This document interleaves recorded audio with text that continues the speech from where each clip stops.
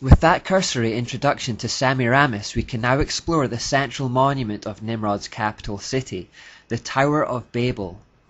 This monument, commissioned by Nimrod, would be his power base, his castle, his palace, his throne. It's estimated that around 600,000 people were gathered together for its construction, and we find the motivation for it in Genesis 11, where the people say, "Come, let us build ourselves a city with a tower that reaches to the heavens, so that we may make a name for ourselves and not be scattered over the face of the whole earth." These lofty words may remind you of those spoken by Lucifer in Isaiah and Ezekiel. You said in your heart, "I will ascend to heaven, I will raise my throne above the stars of God, I will sit enthroned on the mount of assembly, on the utmost heights of the sacred mountain. I will ascend above the tops of the clouds, I will make myself like the Most High." Notice the words sacred mountain, the idea that God resides atop a mountain. It is repeated again in Ezekiel 28 when God says, "You sinned, therefore I cast you as a profane thing out of the mountain of God, and I destroyed you."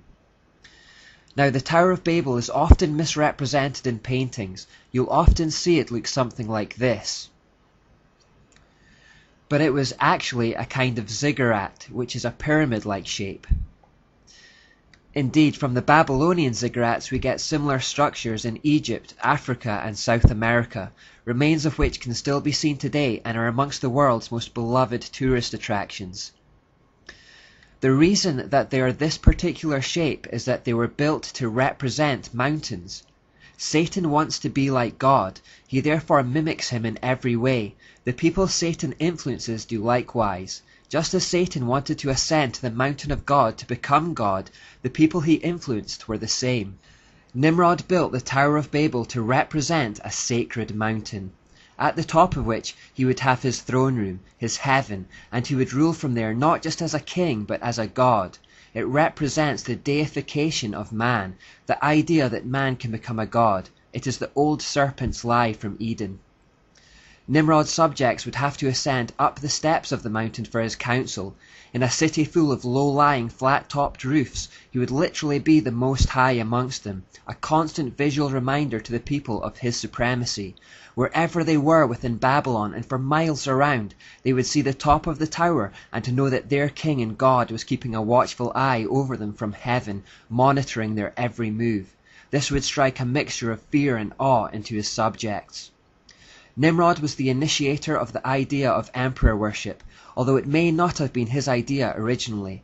Evidence suggests that Semiramis was actually the brains behind this concept, and that it was a clever device for helping them keep a tight grip on their subjects.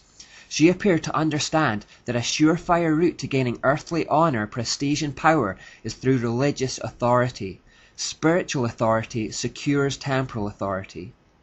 Nimrod was more than happy to go along with it, just as Adam was happy to go along with Eve in the Garden of Eden. By turning himself into a god and establishing emperor worship as a common practice, he maintained control over his subjects. Because of his association with fire and the sun, he became known as the sun god. His consort, Semiramis, understandably became associated with the other leading light in the sky, a moon goddess. Around themselves as the sun and moon gods, they created an entire religion that was based on a corruption of primeval astronomy developed by Noah's righteous ancestors prior to the flood. This religion has come to be known as the Mystery Religion.